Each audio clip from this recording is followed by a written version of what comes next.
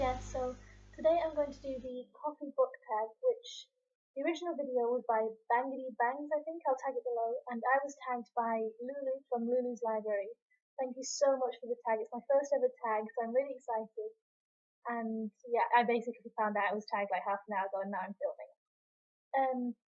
Before I start, I was going to be drinking coffee while I film this, but I was going to start filming and then I got cold to go and do chores and stuff, and my coffee was going to go cold, so I drank it. And also, I don't really want to make another one because the first one I drank was this big. Yeah, I'm already hyper enough, I can't drink another one. I don't know. Anyway, I'm going to get started on the tag because there's 8 questions, so it should be 8 books, but I kind of have a few more than that because I'm very indecisive. So I'm going to see if I can show you. Few piles of books there. Excuse my messy desk. Problem with having a big desk is you have loads of room for mess. So anyway, I'm going to get started and I hope you enjoy. The first question is Black Coffee. So it's a book that's tough to get into but has hardcore fans. And for this book for this category, I chose Game of Thrones by George R.R. Martin. I bought this book back right after I came back from camp, July. So I haven't read it since then. I think I tried to start reading it and I got about 10, 15 pages in and it was really complicated. And also I've heard the series is very complicated and it's better to marathon them, or at least do them kind of close together. And this is the only book in the series that I own so far, so I'm going to wait until I have the others and then read them so I don't forget important details, because I don't really want to have to reread this. The second category is Peppermint Mocha, book or series that gets more popular during the winter or festive time of year. I know a lot of people have said Harry Potter for this, but I think it's more in winter you want to read big books. It's just like you're so cozy and you really want to get into a big story and a big long detailed fantastic story and you just want to cozy up and read for hours. So I'm not going to go the typical route. I'm choosing Cornelia Funk. So I have here the Inkheart series and also the first book in the Reckless series. I only have the first one. So these books are I first read them a few years ago and they have really good stories, but they're very detailed and the story's kind of slow, so you have to read a lot to get further into the plot. But the thing I love most is the book covers. I just love these book covers. Like, that's Inkheart with the lizard and the little fairy and the fire eating the pages. This is Ink Spell with the snake, the feather and the plants and everything. And then my favourite of all, this is the only hardcover one that I have, Ink Death. How pretty is that book cover? I love it. And then the Reckless one is, I talked about this one before, so I won't say much about this one. But the Inkheart series is basically a young girl who, her father, when he reads, can bring characters out of the story, but when a character comes out, someone from the real world goes in. So she lost her mum went into the story and characters came out, and it's just like the story of like the adventures and everything that happens. And then I'm not going to give things away, but it gets very, very complicated and there's 3 huge books, so I'd really recommend this series. Third category is Hot Chocolate, your favourite children's book. So I have a book here that I'm going to mention, but really my favourite children's books were the Jacqueline Wilson books, like anything by Jacqueline Wilson. I actually gave all of my Jacqueline Wilson books to my little sister who's 11. She's 12 soon though.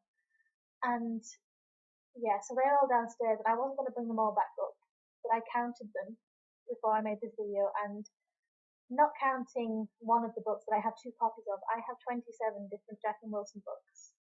So yeah, I was a huge fan. But other than that, another children's book that I really enjoyed was Goodnight Mr. Tom by Michelle Magorian. And this is a really lovely book about a young evacuee in the Second World War who gets sent to the country and has to live with an old man who lives near the church. And the young boy is very shy and he's very scared of doing things because of problems that he had at home. And it's basically him coming out of his shell and learning to have a childhood really, and then things happen and there's a twist and it's just I cried with this book so much. And the accents are really funny as well. The first time I read it I didn't like it because I couldn't get used to the accent, so I left it and read it the next year and I loved it. This is one of my favourite books. The fourth category is Double Shot of Espresso, a book that kept you on the edge of your seat from start to finish. There are quite a few books that have done this to me, but one that really stands out, and here I am going with the typical Harry Potter and the Deathly Hallows. My parents bought this home as a surprise. I had no idea they were getting it for me. I was dying to read it. And they brought it home as a surprise, and I ran off, and I think I read it in 3 or 4 hours. It didn't take me long. I adored it. I couldn't put it down. I just went into my room, lay down on the bed, and I didn't get up again until I finished. And I just died. The ending just killed me. I was crying and also crying because it was the end of the series. I'm a die-hard Harry Potter fan. In my house, I'm the only one that's read Harry Potter because no one else in my house reads a lot. Category 5 is Starbooks, a book that you see everywhere. And for this, I have two. I have The Shock of the Fall by Nathan Filer, which I've talked about a lot, and the book Thief. And my version is actually in Spanish, so it's La Ladrona de Libros. I have read this, I have not read this, and I've had this one since July as well. I bought this the same day I bought Game of Thrones. I want to read it, I just haven't got around to it yet. Number 6, Hipster Coffee Shop. Give a book by an indie author a shout out. I didn't actually know what an indie author was. I looked it up, and then I probably do have some books by indie authors, but I looked at a few lists to see if I could find any, but I couldn't find any, so I'm sure I have some. I just don't want to have to go through all my books trying to find one that's indie.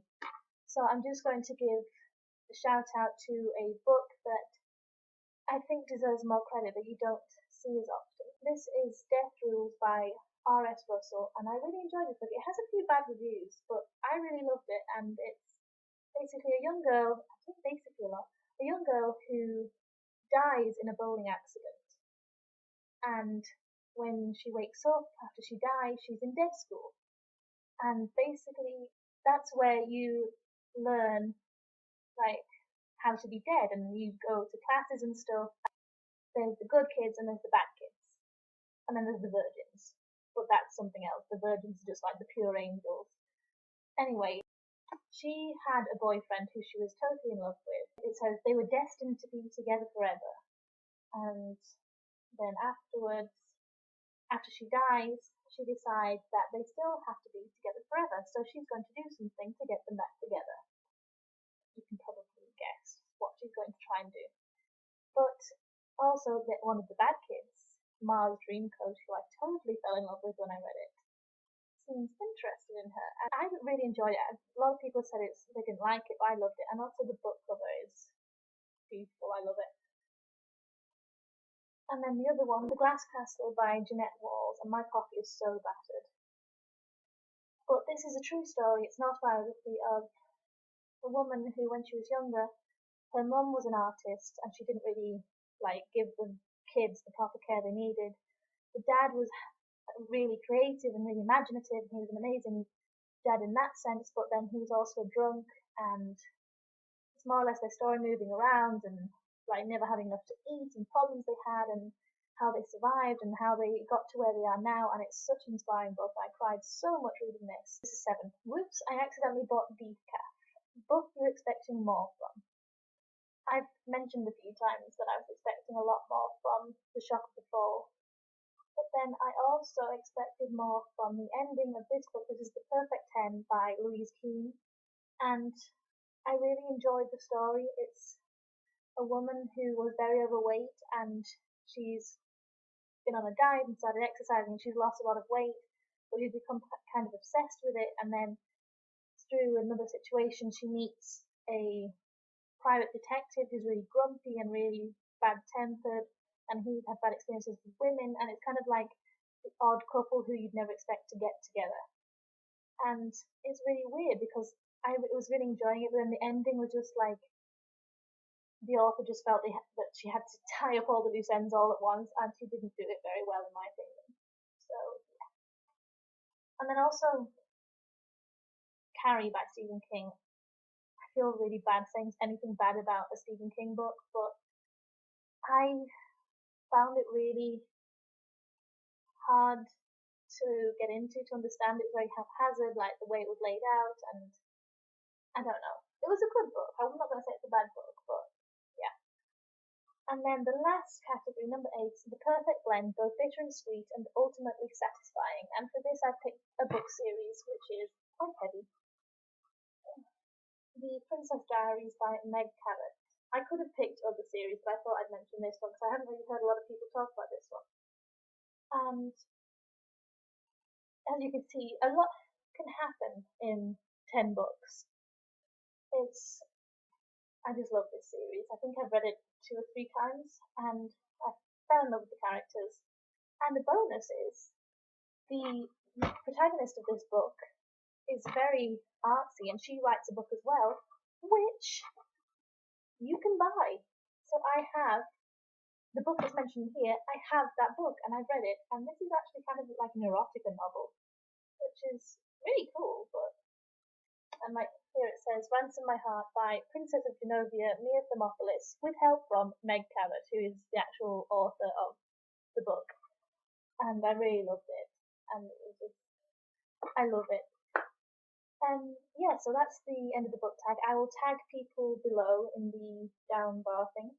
Anyway, thank you for the tag again, Lulu, and I will try and get another video up soon. If you like this video, please like, subscribe, comment, whatever you want to do.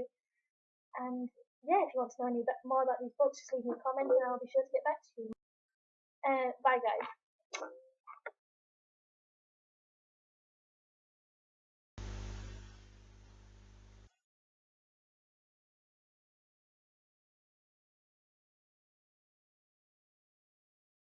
Also, this is my hyperactivity thing out. I have a candle that smells like toasted marshmallows. I'm like freaking out right now. And I have my hair cut. I'm still not sure whether I like it. It has layers in it. Double shot of espresso. I can't say it. Bleh. I can't say it. I can't talk now. I can't say it either, Lulu. Also, that was my Facebook.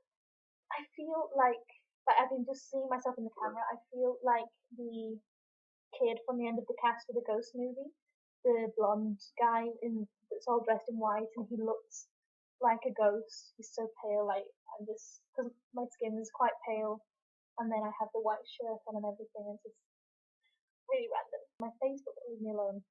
Oh, we're not gonna be able to do this. It's already 2:24 minutes. I still have a few books left. Ouch! Ouch! Ouch! Ouch! Ouch! Ouch! Oh, that's really wobbly.